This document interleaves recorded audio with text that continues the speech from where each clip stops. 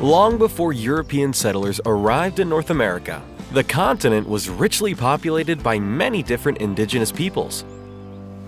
These original inhabitants lived in all kinds of environments and spoke many languages.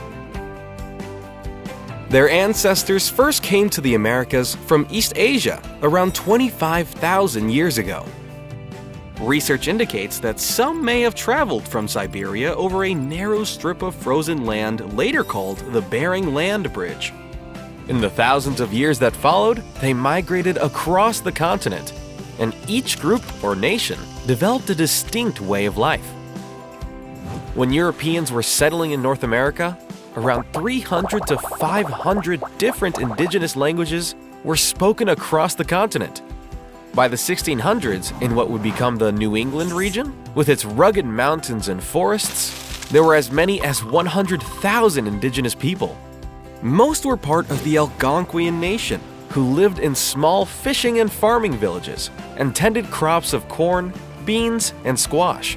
When the weather grew cold, some used snowshoes and toboggans to move around. The area where the Middle Colonies were founded was home to the Iroquois Confederacy and many other nations. They lived along waterways, sacred places for many indigenous people. Rivers supplied them with drinking water, plentiful fish, and enriched the soil for growing food. Some traveled in birch bark canoes, and many built large longhouses where they lived with their extended families. More than 20 indigenous nations lived in the Southeastern region, including the Cherokee, Creek, and Chickasaw. Expert hunters, traders, and warriors, they built huge mounds out of earth, where they gathered and held ceremonies. You can still see the remains of these mounds in some states today.